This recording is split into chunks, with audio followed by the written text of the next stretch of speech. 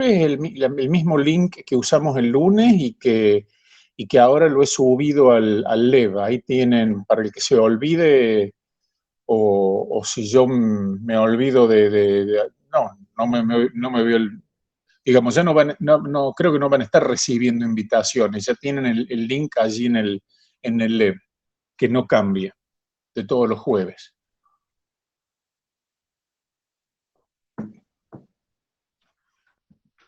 Bueno, entonces vamos a ir arrancando con lo que habíamos quedado de la clase pasada. Habíamos quedado con el tema de la turbulencia.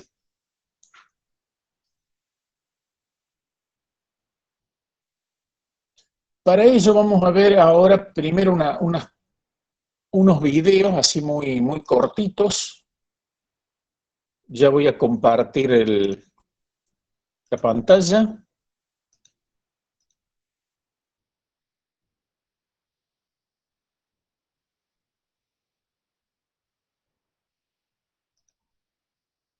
Allí ya deberían estar viendo mi pantalla.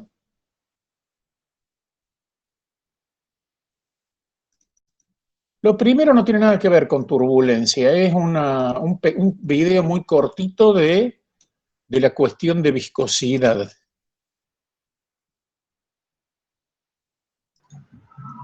Profe, ¿puedo grabar la clase? Ah, sí, sí, disculpen, yo me olvido. No, eso por supuesto. No, yo no tengo problema, o sea que ni pregunten la próxima.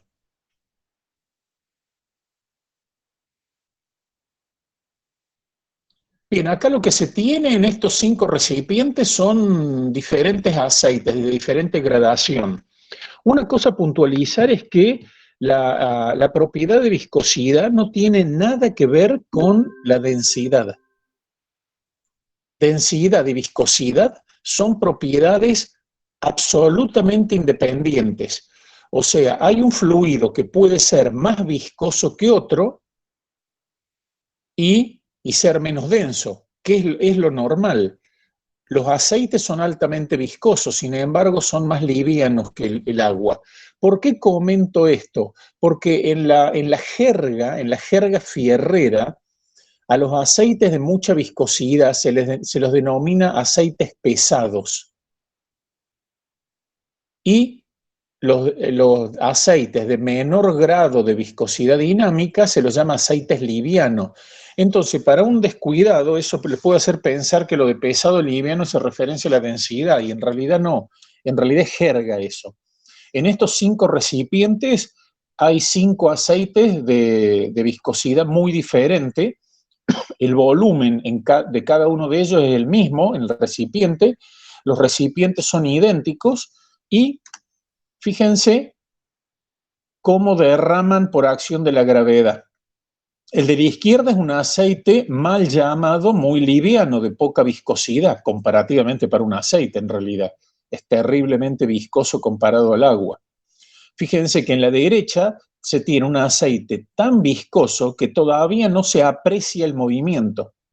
El segundo de la derecha es muy viscoso, pero al menos ya se le aprecia el movimiento. ¿De acuerdo? Esto es lo que ilustra el concepto de viscosidad como resistencia a fluir. Y claramente muestra que esa propiedad se pone en evidencia cuando el fluido está en movimiento. Bien, esto es el único que les quería mostrar de viscosidad. Hay otro video interesante de la condición de no deslizamiento.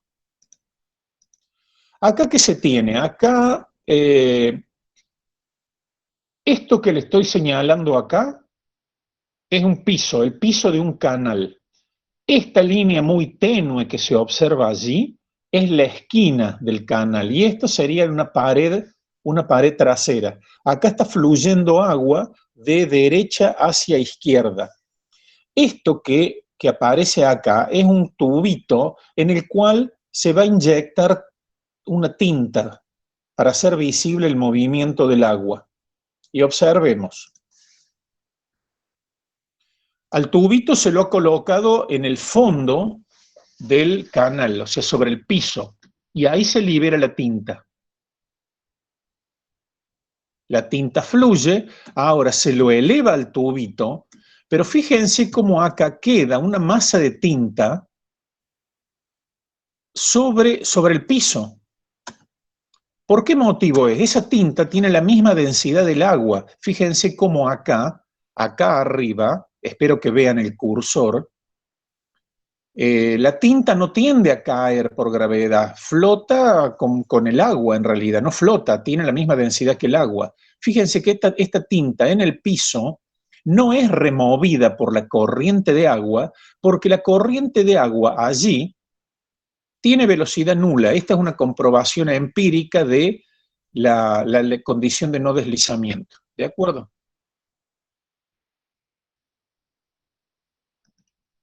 Acá me preguntó Facu Herrera, el aceite de alto rendimiento. Honestamente, yo no sé, no sé qué es el aceite de alto rendimiento. Sé que lo que conozco son los conocidos como aceites multigrados. Los aceites multigrados, que te estoy respondiendo una pregunta que no hiciste. El aceite multigrado es un aceite cuya variación de la viscosidad con la temperatura es menor que lo normal. O sea, se trata de mantener la misma viscosidad con diferencias de temperatura. ¿Sí? Ese es lo que se denomina el aceite multigrado. Los aceites de alto rendimiento, yo supongo que son aceites que, hechos para conservar sus características de viscosidad, o sea, que no se degrade con un periodo prolongado de utilización, supongo, como vos pones ahí de alto kilometraje, pero no lo tengo en claro. El multigrado simplemente son aceites fabricados para atenuar la disminución de viscosidad con la temperatura. Disminuye, sí, pero no disminuye tan drásticamente como un aceite que no es multigrado. Ustedes sabrán que en realidad en los autos todos los aceites que se usan ya son multigrados desde hace, no sé, más de 30 años. Cuando yo era chico, digamos, aparecieron los aceites multigrados como una gran novedad y que eran caros. Bien, volvamos a la parte de turbulencia.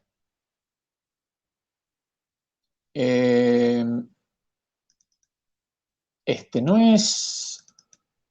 Esta es una experiencia que me interesa que hagan ustedes en la canilla. Parece muy pava, pero ilustra el concepto de flujo laminar versus flujo turbulento. Esto es una canilla común y corriente, la abren poco, de tal manera que el caudal que salga sea pequeño. Fíjense, y se genera este chorro que están viendo allí. Eso es régimen laminar. Al no existir fluctuaciones, al no existir las fluctuaciones típicas de la turbulencia, al agua se la ve como es naturalmente, que es completamente traslúcida. Y el chorro ese no salpica. O sea, el chorro se lo observa de manera cristalina. Es más, cuando es régimen absolutamente laminar, en realidad uno no percibe nada del movimiento. Ahí hay pequeñísimas fluctuaciones, ¿sí? Pero es un flujo cuasi laminar. Si ustedes abren más la canilla y permiten un mayor caudal, ya el chorro pasa a ser de régimen turbulento.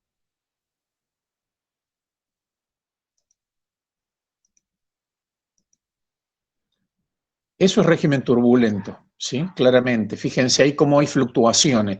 El chorro perdió el carácter cristalino porque dentro del chorro el agua está la velocidad del agua está fluctuando en todas direcciones. Y eso no me explica el motivo físico, pero le genera opacidad.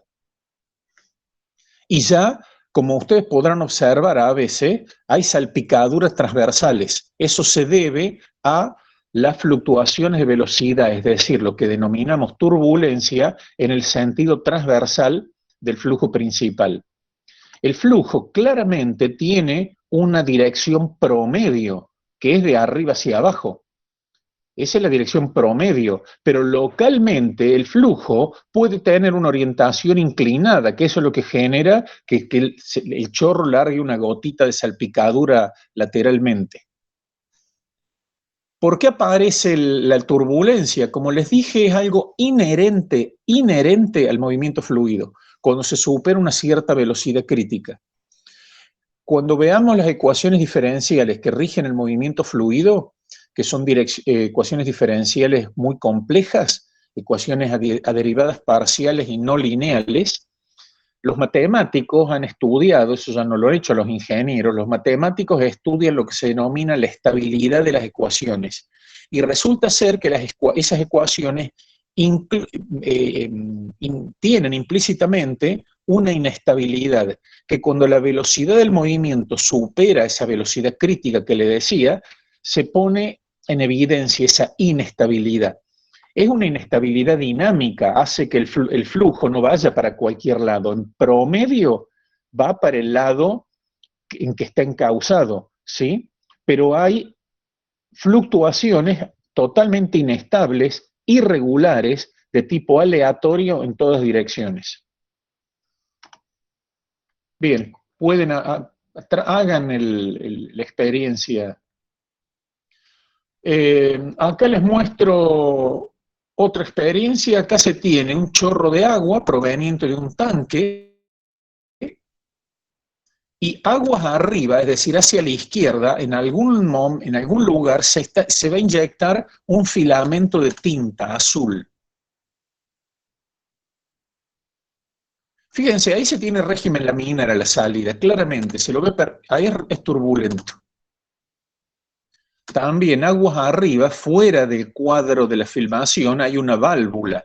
Esa válvula sirve para, al ser abierta en mayor grado, aumentar el caudal y por ende generar la turbulencia, por aumentar la velocidad del fluido. Y cerrándola se reduce el caudal, se reduce la velocidad de circulación del fluido y uno pasa a régimen laminar. Ahí ya se ha inyectado tinta, fíjense que se ve el chorro, ahí está el filamento en régimen laminar.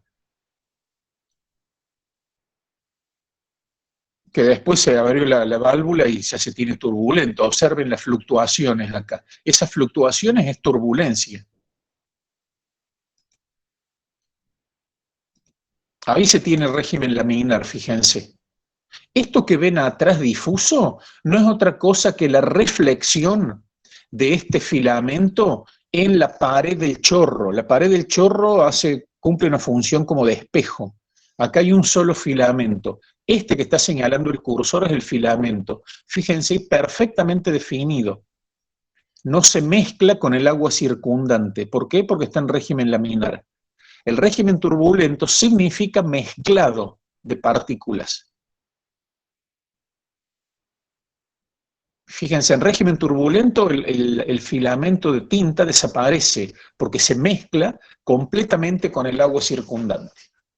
Este experimento fue hecho hace más de 100 años y se lo denomina experiencia de Reynolds, porque Reynolds fue un hidrodinamicista y aerodinamicista inglés de alrededor de 1890, 1900, que es el que en primer lugar, categorizó el régimen laminar y turbulento y explicó un poco las reglas empíricas de generación de régimen turbulento en tuberías. Bien, entonces volvamos a el PowerPoint. Ahí están viendo ya el PDF. Ahí tiene la experiencia de Reynolds en una fotografía, ¿sí? Fíjense acá. Acá, a la salida del filamento de tinta, todavía la turbulencia no se ha desarrollado. Y el filamento se lo ve claramente definido. Fíjense, acá ya el filamento se está mezclando completamente, ya perdió identidad. Acá lo tienen lo mismo en realidad. Nada más que acá el nivel de turbulencia no es tan grande como aquí. Acá hay fluctuaciones, pero uno todavía observa de cierta manera el filamento de tinta. Ahora vamos a ver que la turbulencia tiene una gradación. Hay menor o mayor turbulencia. Lo que sí es un fenómeno muy complejo de estudiar y amerita Eso se estudia en cursos de posgrado. En los cursos de grado no se estudia la turbulencia en sí misma, se la describe y se dan ciertas reglas empíricas. Pero el estudio de la turbulencia justifica aproximadamente una materia completa de la mitad de la carga horaria de esta aproximadamente. Esa es la carga horaria de materias así de posgrado.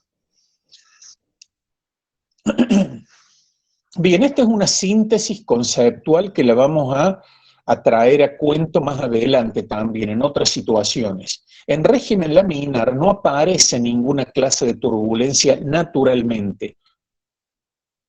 Me preguntan si existen buenas aproximaciones matemáticas de la turbulencia. Sí, sí existen buenas aproximaciones. Lo que sí son, esas aproximaciones son aproximaciones puntuales para aplicaciones así puntuales. No hay aproximaciones matemáticas generales para la turbulencia.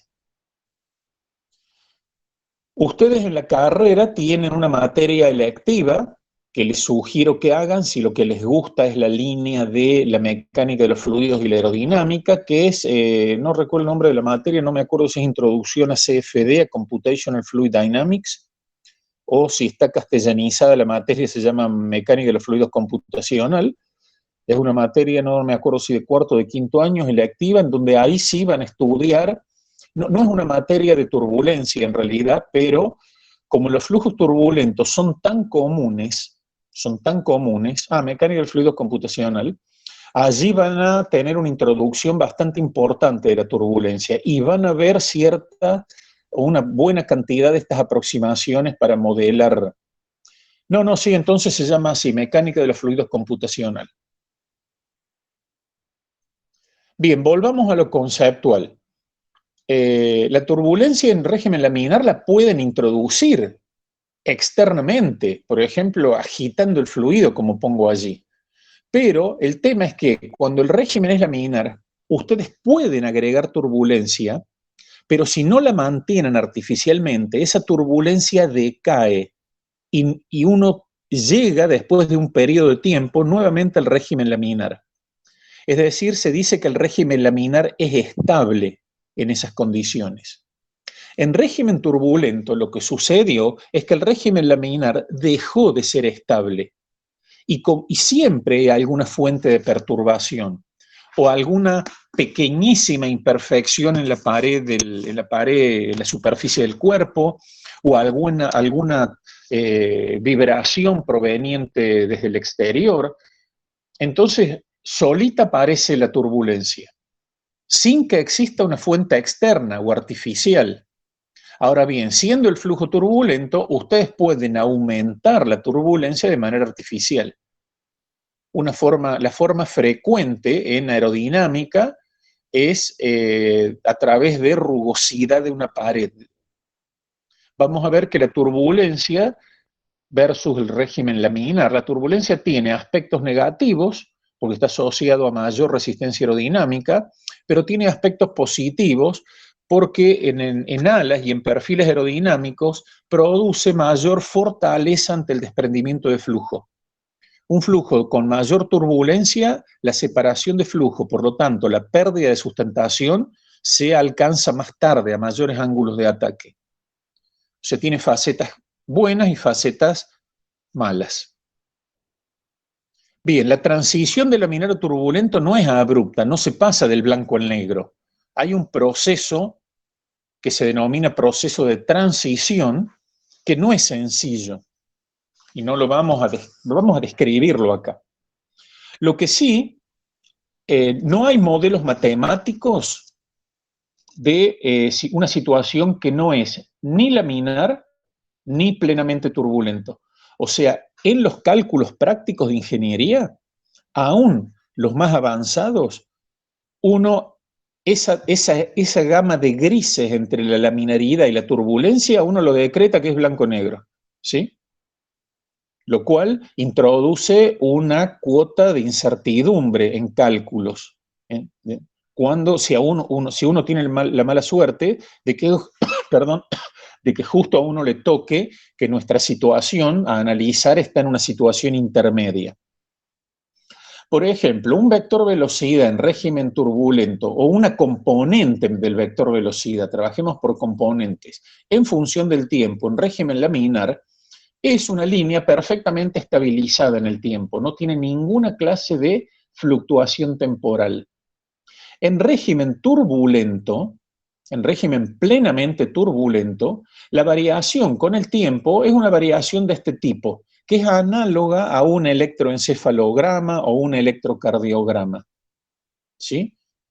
Ahora bien, la situación de transición es una situación como la de la figura central. El movimiento fluido de a momentos es laminar y de regolpe aparecen brotes turbulentos que después desaparecen, vuelve la laminaridad, aparece nuevamente la turbulencia, todo esto de manera irregular. Este tipo de flujo, les comento, en relación a lo que planteó De Simone, no hay aproximaciones confiables de esta situación de flujo. Las aproximaciones confiables de la turbulencia es cuando la turbulencia ya está establecida claramente. Bien, si acá hacemos un zoom y entramos a analizar un poquito más en detalle, viendo desde más cerca la fluctuación, veríamos algo como esto. Veríamos estas fluctuaciones que nosotros debemos imaginarlas alrededor de un valor medio. Por lo tanto, la turbulencia se estudia a través de esta descomposición, que se denomina descomposición de Reynolds, porque fue el primero que la estudió, la inventó él en realidad. Una componente de velocidad U puede ser U, V o W, o puede ser incluso la presión, ¿sí? Todas las magnitudes en el movimiento fluido fluctúan. Las tres componentes de velocidad y la presión. Y en régimen compresible, que no lo cubrimos en esta materia, la temperatura también tiene pequeñas fluctuaciones turbulentas. Bien, la velocidad instantánea U se la descompone en un promedio temporal de la velocidad, que lo llamamos U barra, y una fluctuación temporal alrededor del valor promedio, que lo llamamos U'. Acá U' no significa derivada, la prima designa la fluctuación. ¿Está claro? Bien. Por definición, el valor medio de las fluctuaciones son cero. ¿Sí? Porque así es como se obtiene el valor promedio, el U barra. Por lo tanto, para obtener un valor promedio de las fluctuaciones, lo que se trabaja es con un valor medio cuadrático, la raíz cuadrada del valor medio de la fluctuación al cuadrado, o sea, el root mean square, que ustedes habrán estudiado en estadística, en probabilidad y estadística. O sea, la magnitud promedio de la turbulencia es el valor cuadrático, la raíz cuadrada del valor cuadrático medio de la turbulencia. Entonces, se habla de microturbulencia si el valor promedio cuadrático, ¿no?, de la turbulencia es mucho menor al valor medio. Cuando no se cumple este mucho menor, se habla de macroturbulencia. Por ejemplo, el desprendimiento de flujo, que ustedes han categorizado y han visualizado en aeronáutica general, es una situación de macroturbulencia. En ese caso, las fluctuaciones son de igual orden de magnitud o incluso mayores que el valor promedio. O sea, una microturbulencia se observaría como algo como esto. En cambio, la macroturbulencia se observaría en un gráfico como este. ¿Sí? Bien. Esto, por ejemplo, que tienen acá arriba a la izquierda es un registro medido real de turbulencia macro. ¿Sí? Fíjense que parece un electrocardiograma, una cosa así. Y esas son fluctuaciones de la magnitud de la velocidad. Acá abajo también tienen otro registro medido, pero en este caso de microturbulencia. Acá no he colocado la escala, pero esto es microturbulencia. Bien, y acá a la derecha se muestra, en realidad esto es repetitivo respecto del videíto que vimos, cómo se observa el desarrollo de la turbulencia en un flujo a medida que vamos aumentando la velocidad de dicho flujo. Cuando la velocidad es baja, tenemos el filamento de tinta perfectamente definido. No existe turbulencia, el régimen es laminar. La figura que le sigue es una situación de transición.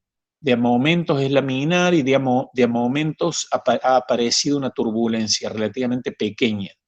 Y de ahí para abajo ya se tiene un orden creciente de turbulencia establecida.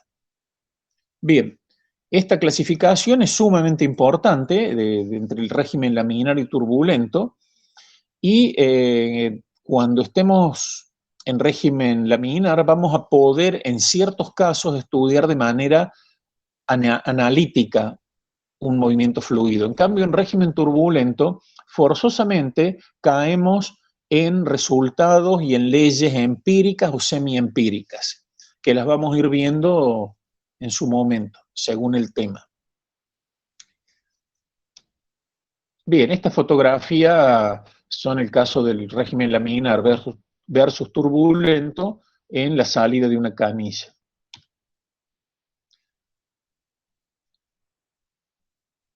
Bien, esto lo comento rápidamente, esto se usa mucho en aerodinámica. Ustedes acá, esta línea blanca vertical, en realidad es una grilla llena de una gran cantidad de pequeños agujeritos. ¿Sí? Bien, a la izquierda tienen líneas de corriente visualizadas con humo, en donde tienen el régimen laminar. Ese flujo que viene en régimen laminar, al pasar por esa cantidad de agujeritos, eso genera turbulencia, y ahí fíjense cómo los filamentos de humo se han mezclado completamente. Se rompe la identidad de esos filamentos de humo. ¿Sí? Bien, después veremos las aplicaciones en aerodinámica. Esto lo voy a saltear por ahora, lo voy a traer a colación cuando veamos capa límite.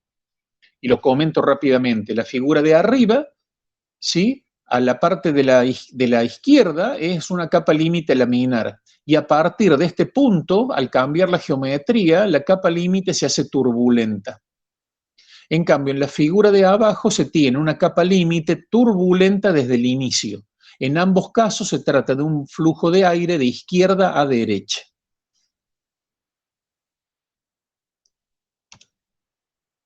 Esto también lo salteo porque lo vamos a ver específicamente en la unidad de flujo externo. Bien. Y acá un comentario un poquito de jerga. Un flujo turbulento, de manera obvia, no es estacionario. Si por definición un flujo turbulento es un flujo que fluctúa en el tiempo. Fluctúa con mayor violencia, con menor amplitud, pero fluctúa. Por lo tanto, decir un flujo turbulento estacionario en realidad es una contradicción en los términos, ¿sí? Ahora bien, se habla de flujo turbulento estacionario, poniéndole unas comillas a estacionario, cuando el valor promedio alrededor del cual se producen estas fluctuaciones de alta frecuencia es un valor estabilizado. Cuando la media temporal está estabilizada, se habla de flujo turbulento estacionario. La figura acá de la derecha sería un caso de flujo turbulento inestacionario, pero es una forma de hablar, ¿sí? O sea, un flujo turbulento estacionario es un flujo turbulento en el cual en promedio está estabilizado en el tiempo. ¿De acuerdo? Los flujos turbulentos en ingeniería aeronáutica y aeroespacial son los más importantes de todos. El régimen laminar tiene una importancia, pero muy puntual, muy puntual. en el caso de perfiles laminares y perfiles aerodinámicos en un rango de Reynolds, en un nicho de número de Reynolds. Es algo de lo que vamos a hablar, pero mayoritariamente las situaciones de aerodinámica caen dentro de una situación de turbulencia. Por eso es que es tan importante tener en claro estos conceptos. Bien. Una última, que era la séptima clasificación de un movimiento fluido, ese es el comportamiento de ese movimiento fluido en relación a una superficie sólida. Esto ya es algo que ustedes lo conocen de aeronáutica general, y se habla de flujo adherido o flujo desprendido. El flujo adherido, ustedes ya saben, es un flujo que fluye sobre la línea de forma de un cuerpo y copia la forma del cuerpo. Acá, en la parte delantera del auto, se tiene claramente flujo adherido. Fíjense, aproximadamente sobre la mitad del techo, donde está indicando mi cursor, allí el flujo principal sigue de largo. Ese punto es el punto que se denomina de desprendimiento. Y el flujo detrás del auto es un flujo desprendido o separado. ¿De acuerdo? Eso ya tienen esos conceptos de aeronáutica general. ¿Qué es lo importante que tienen que saber? Lo importante que tienen que saber es que un flujo adherido es energéticamente útil, es un flujo en el cual existe el intercambio de energía. Por ejemplo, un flujo adherido de baja velocidad forzosamente está a elevada presión. Por el contrario, si un flujo adherido tiene alta velocidad, va a tener baja presión, pero energéticamente es útil. En cambio, un flujo desprendido se lo denomina flujo muerto. ¿Por qué? Porque tiene muy baja energía de cualquier punto de vista. Tiene muy poca energía cinética promedio, porque las fluctuaciones de la macroturbulencia tienen poca energía cinética. Y a su vez, un flujo desprendido, ya vamos a ver en resultados experimentales, se caracteriza porque es un flujo de baja presión. O sea, tenemos baja presión y baja energía cinética. Por lo tanto, energéticamente no es un flujo útil. ¿De acuerdo? Bien, esa es la última clasificación. Acá me preguntan, ¿es lo que sucede con los autos de Fórmula 1 y el outwash? ¿A qué le llamas outwash? Eso no lo tengo en claro, honestamente. Habilito el micrófono porque si no se hace más complicado. Sí, sí. Es el flujo que desprenden los autos que van por delante tuyo. Cuando los autos de Fórmula 1 son bichos muy complejos aerodinámicamente, por ende, cuando el flujo de aire pasa, deja flujo muerto detrás del aire del auto. Cuando viene un auto en Ah, ya me ubico. persecución, pierde No, toda sí, la... sí, sí. Sí. Pero eso sucede en cualquier situación. Rebufo, no, a ver, no hay una terminología estandarizada en castellano, ¿sí? O sea, en castellano hay un montón de terminología que se usa en el ambiente automovilístico que es bastante cuestionable. Sí, detrás de un vehículo en el cual hay flujo desprendido, como en el caso de un Fórmula 1, o detrás de un camión o de un ómnibus, ahí tenés baja presión. Por lo tanto, no nos vayamos a un auto de Fórmula 1, vayamos a un ciclista. Un ciclista o un motociclista. ¿Por qué le conviene ir detrás de un camión o detrás de un ómnibus? Sí, porque está en una zona de baja presión y por lo tanto tiene que pedalear menos. Él tiene que gastar menos energía para estar viajando a la misma velocidad. Es el mismo efecto que se usa en las carreras de auto, ¿sí? Aparte yo les comento, mi principal referencia para las cadenas de auto es la película Cars, ¿sí? Y ahí por más que sea un de caricatura, digamos, ahí está mostrado, lo usan a ese efecto, cuando cuando el rayo McQueen se le pega al contrincante que tiene delante para pegar el volantazo y pasarlo. Bien. Sí, sí, pero tiene directo, como es vínculo directo con esto que comentamos. Es Claro, más, en esos casos sí pasa, porque es genial. ¿Cómo se cortó? Que en línea recta, sí, es verdad. Perdón, no sé si se escucha todavía. ¿Se escucha? Sí, sí, ahí se escucha. Bueno, en el caso de las curvas, no es lo mismo que en las rectas. En la recta uno gana velocidad porque pierde resistencia aerodinámica, pero cuando está en una curva necesita la carga aerodinámica para poder Ah, pasar la curva lo perfecto. más rápido posible.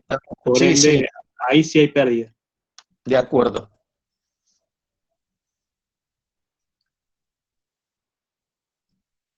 Sí, acá me traen otra referencia que supongo que es de mi otra referencia automovilística, que es la leyenda de Ricky Bobby, que no sé si alguno la vio. Creo que era Ricky Bobby. Bueno,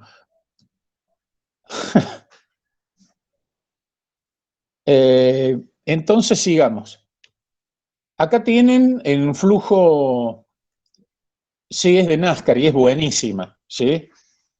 Es para matarse de risa, por no decir otra cosa.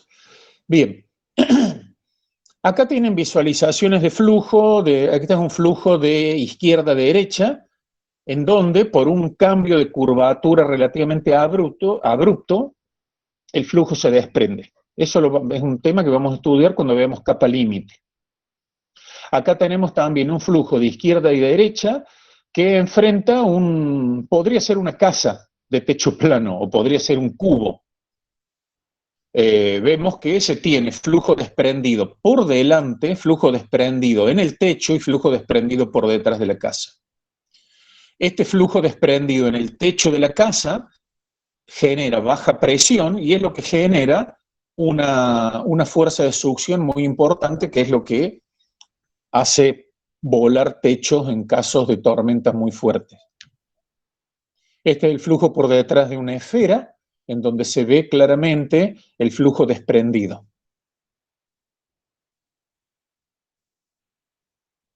Esta es una visualización de líneas de corriente mediante el tiempo de exposición de burbujas de aire, ¿sí?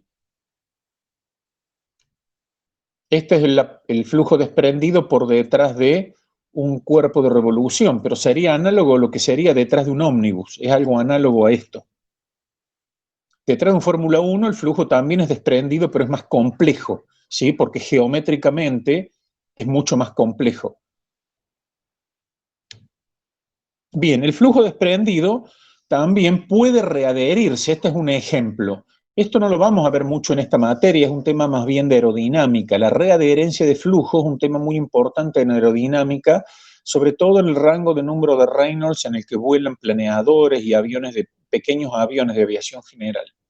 Fíjense acá, el flujo nuevamente es de izquierda a derecha, se desprendió en este punto y se readhirió posteriormente, formando lo que se denomina una burbuja de flujo separado. Bien, este es el flujo detrás de una placa plana, a ángulo de ataque, es un perfil rudimentario, una placa plana, lo que sí tiene muy poca eficiencia aerodinámica y el flujo está totalmente desprendido por detrás, ¿sí? Y estas son situaciones de flujos desprendidos en diferentes configuraciones de un codo, en un flujo en tubería. Esta es una situación de flujo interno en una tubería.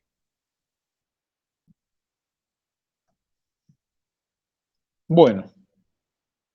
Esta es una visualización, no una visualización, una foto interesante.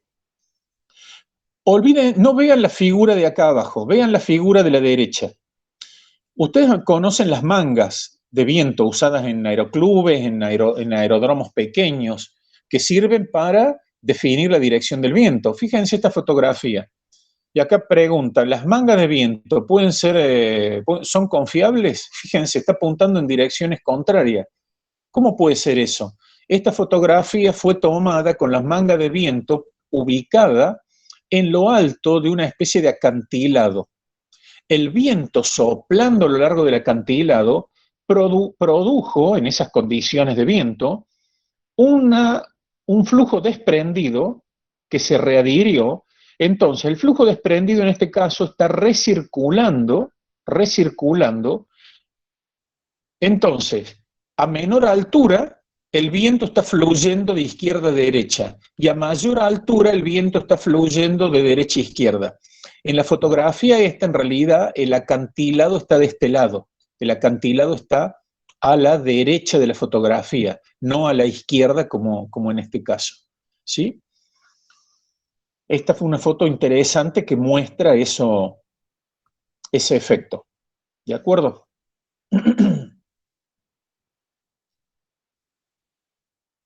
Bien. Bueno, esto léanlo, son generalidades, no confundir flujo turbulento con flujo separado. El flujo separado, es más, puede haber flujo separado laminar, aunque es raro, es raro. Normalmente el flujo separado es macroturbulento. Esta es una visualización de un flujo separado laminar, pero se produce Reynolds pero tan bajos que nunca sucede en situaciones de las que corresponden a nuestra carrera, ni siquiera en flujo en tuberías. Bien, esta es una síntesis. Esta es una síntesis que me interesa que la vean ustedes con el material que tienen, ¿de acuerdo? Hay ciertas clasificaciones de flujo, como laminar versus turbulento o adherido versus flujo desprendido, que son clasificaciones inherentes a un flujo viscoso, ¿de acuerdo? Bien, terminamos esta parte así descriptiva de diferentes puntos de vista de calificar un movimiento fluido. Acá me preguntan si es posible limpiar un flujo turbulento, es decir, pasar de un régimen turbulento a uno laminar. En realidad no. Para pasar de un flujo turbulento a un régimen laminar debería reducir la velocidad. O sea, no tenés forma. O sea, vos podés arruinar un régimen laminar, pero no podés mejorar un régimen turbulento. Esa es una de las malas noticias de la aerodinámica. O sea, uno generalmente no elige si tiene flujo laminar o turbulento. En general es así. A uno le toca, dependiendo de la situación, si está en tal régimen u otro. Ustedes ya tienen el concepto de número de Reynolds, o sea que puedo hacer uso de ese concepto. Por ejemplo, en perfiles aerodinámicos, convendría que el régimen fuera laminar para tener menor resistencia aerodinámica. Ahora bien, el Reynolds de un perfil depende del uso de ese perfil en un avión. En un avión, la velocidad de vuelo está determinada por el tipo de avión, por las condiciones de diseño, lo mismo que las dimensiones, lo mismo que la altitud de vuelo. Eso determina un valor de número de Reynolds.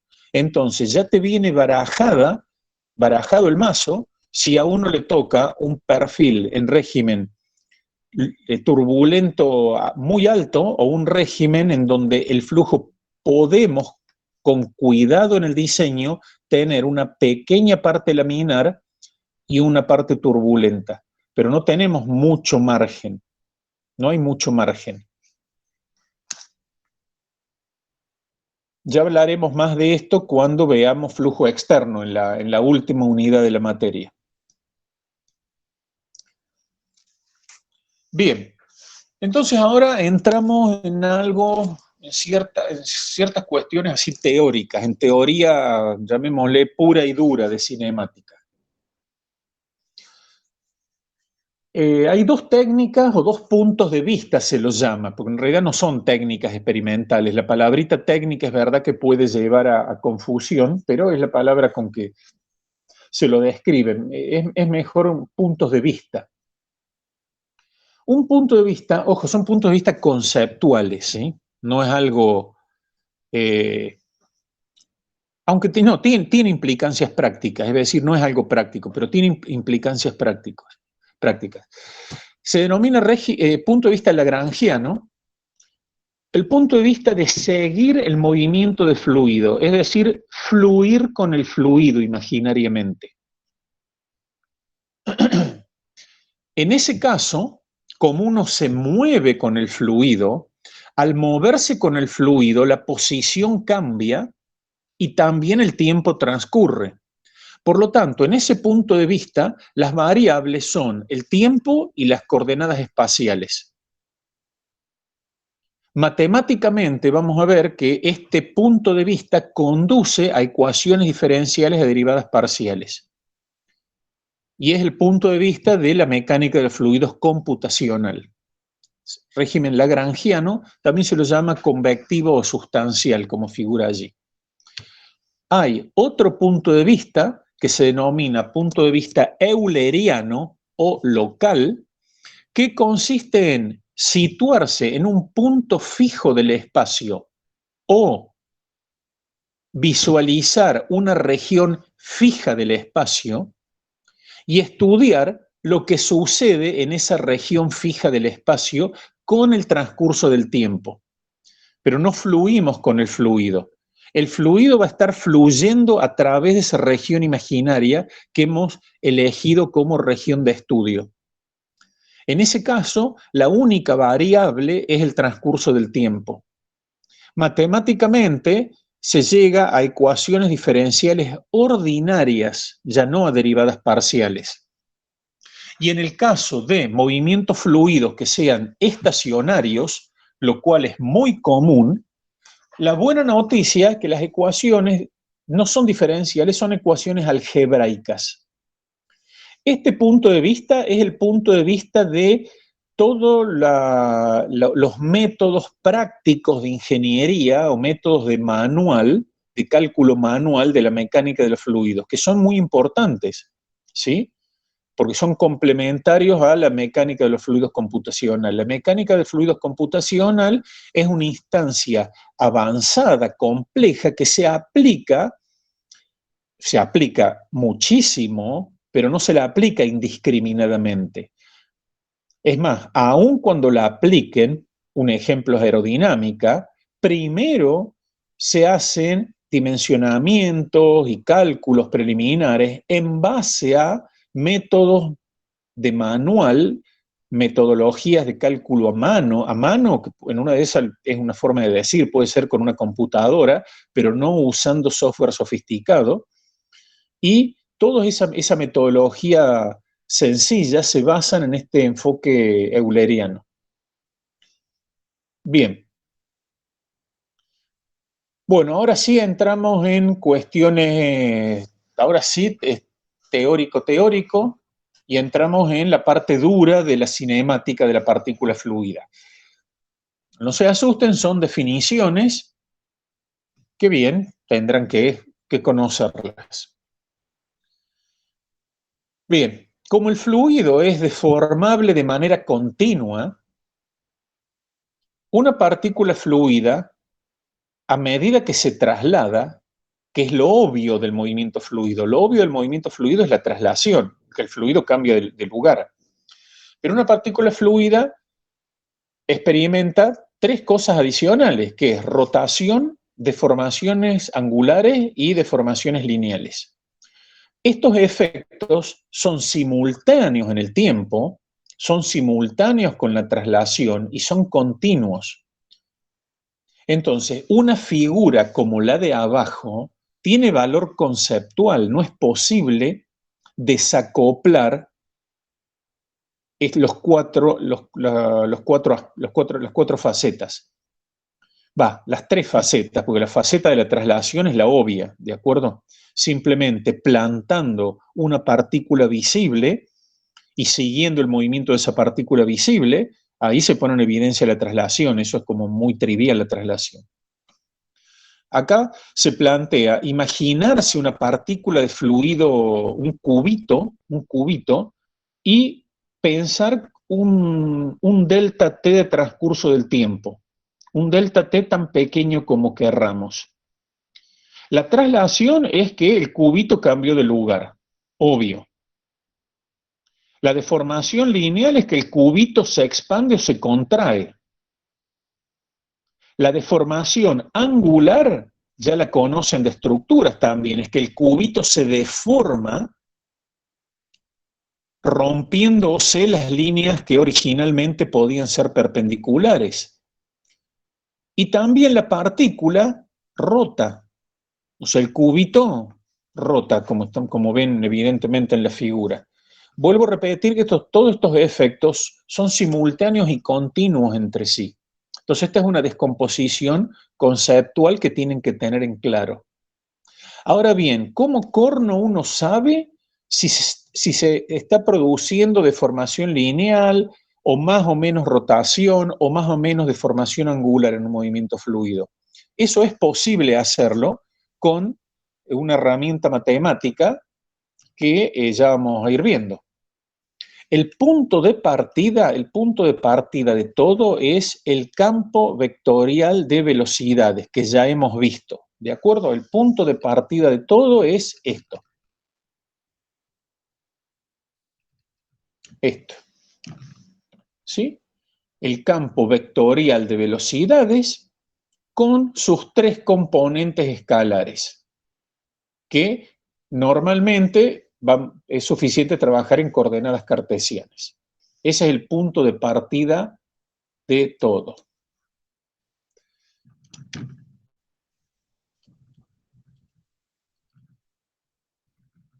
Volvamos a donde estaba, aquí.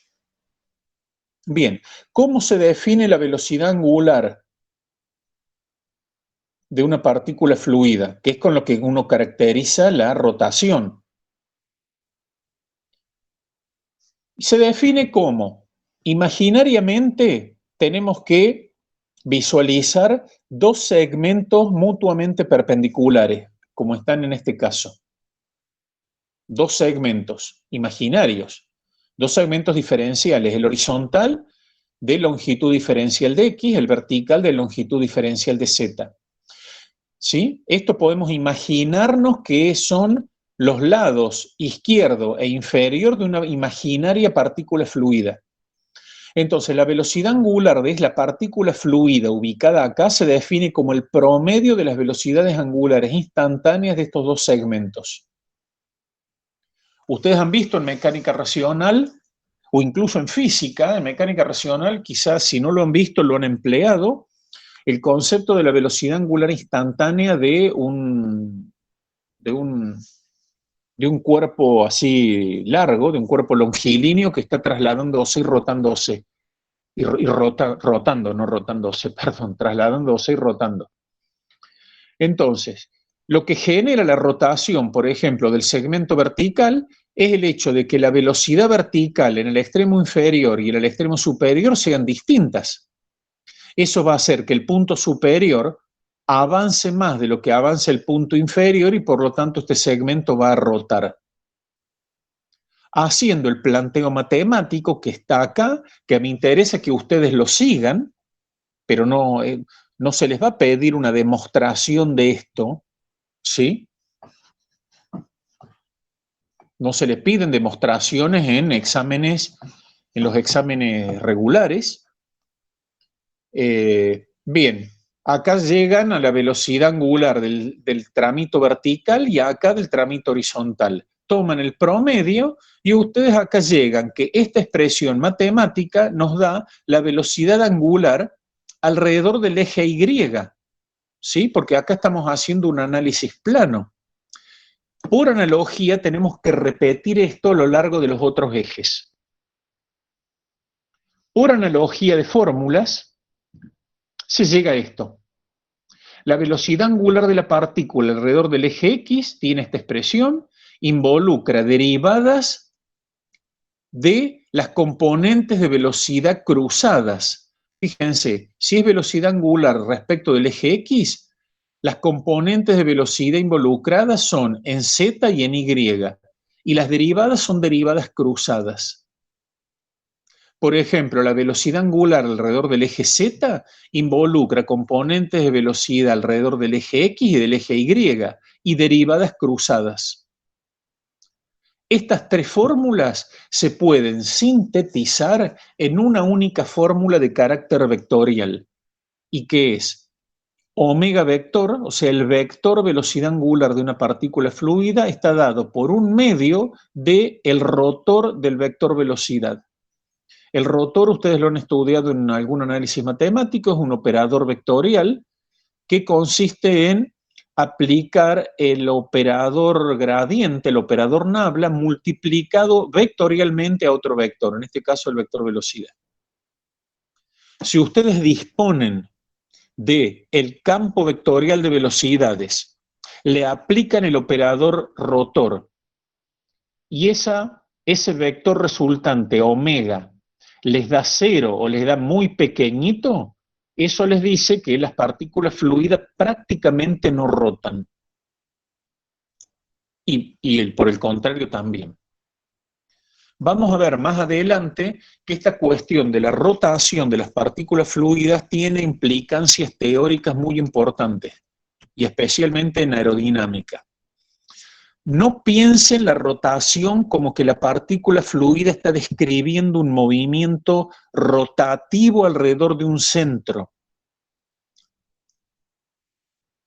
El movimiento rotativo alrededor de un centro es la descripción de la traslación de la partícula.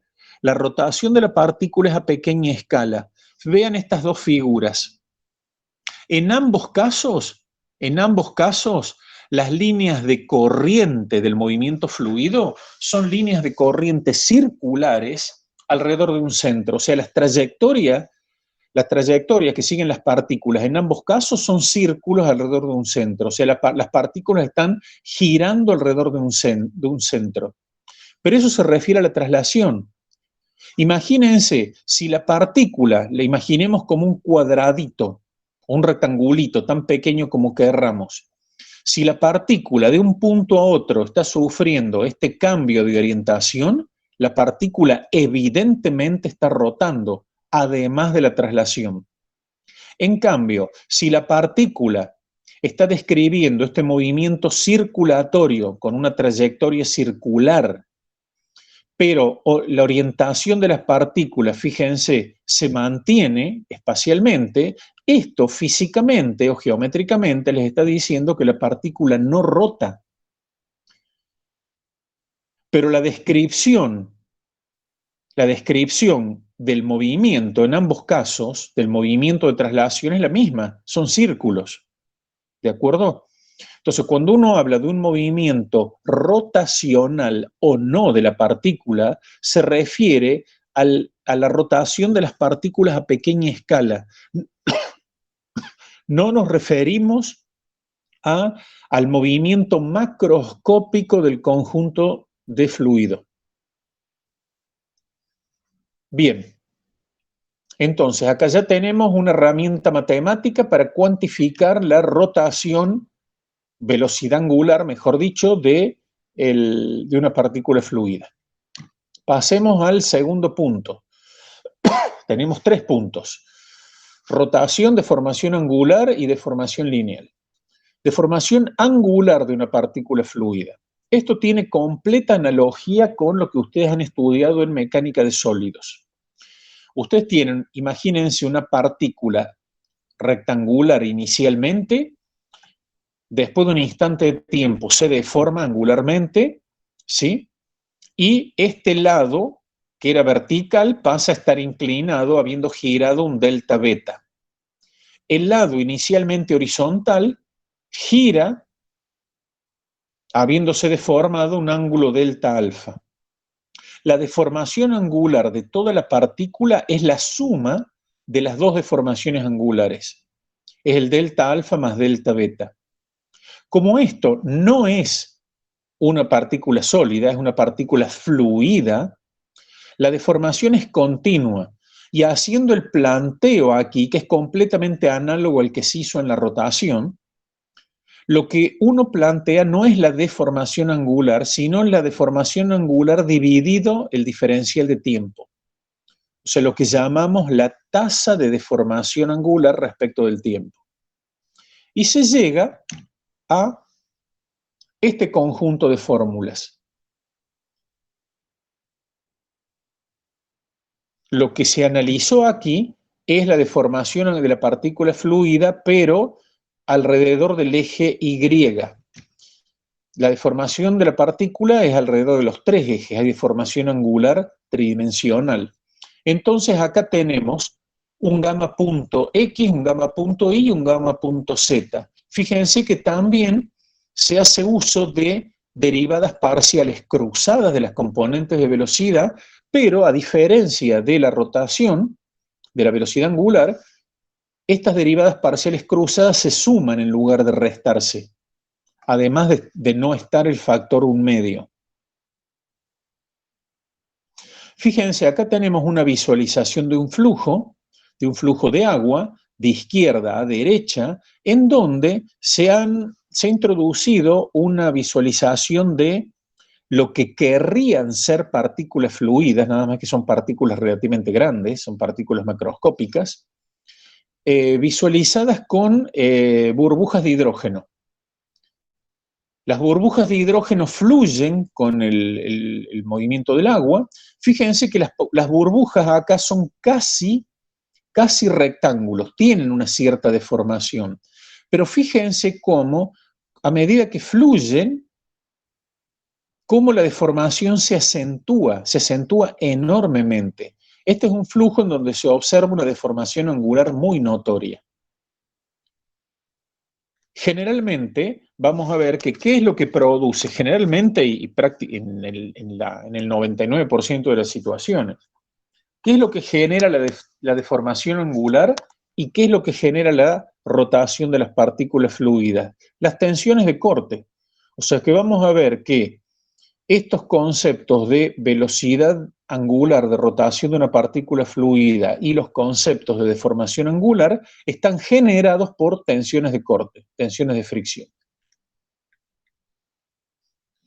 Es más, vamos a ver que la ley de viscosidad de Newton, que nosotros la hemos visto en un flujo muy simple, en un flujo unidireccional, al puro efecto introductorio del tema, después más adelante vamos a ver el modelo full 3D de viscosidad de Newton y van a involucrar estas expresiones de las tasas de deformación.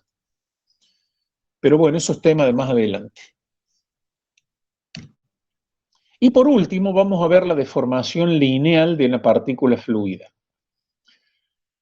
La deformación lineal de una partícula fluida, esa deformación lineal la sufre a lo largo de las tres direcciones, a lo largo de X, de Y y de Z. Entonces, lo que nos va a interesar plantear no es tanto la deformación lineal a lo largo de un eje, sino una deformación lineal promedio en las tres direcciones, lo cual nos puede o no generar un cambio de volumen. Vean esta figura.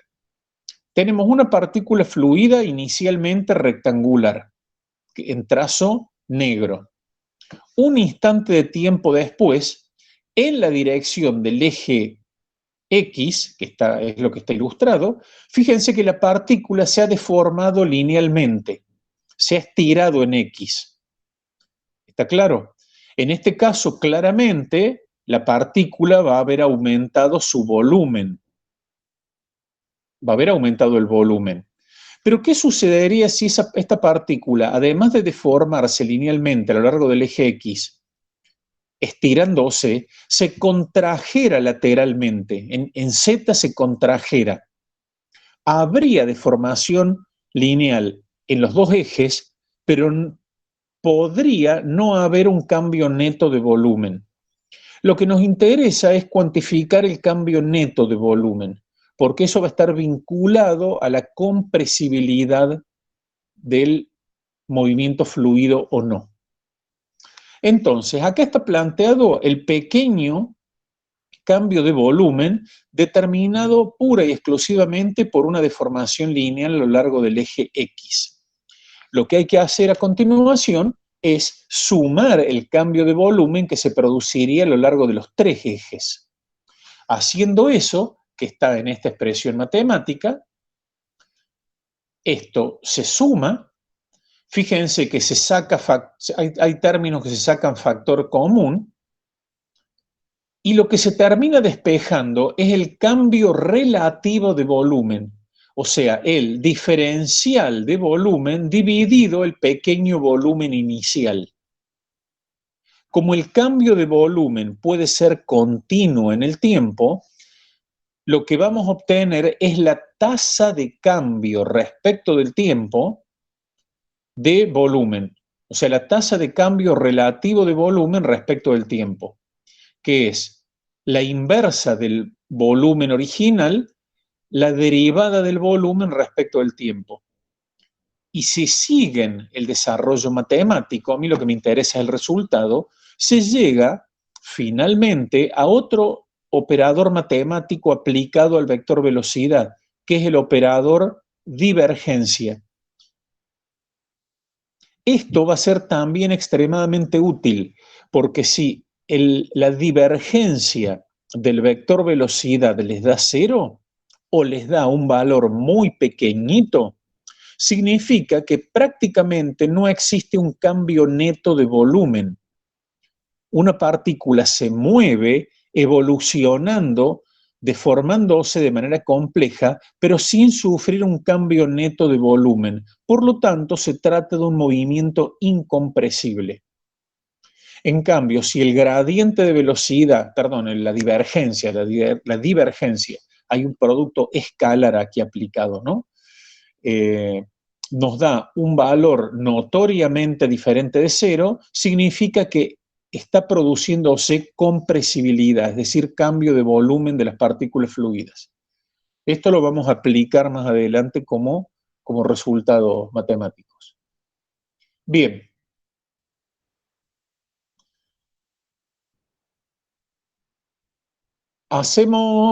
¿Cómo están? ¿Están un poco cansados? Ya han pasado prácticamente 60 minutos, hemos pasado los 60 minutos. ¿Quieren hacer un pequeño break? Bien, miren su reloj, hacemos 10 minutos, ¿les parece 10 minutos? Si quieren ir a tomar algo, un café, 10 minutos. Vean su reloj y le suman 10 minutos.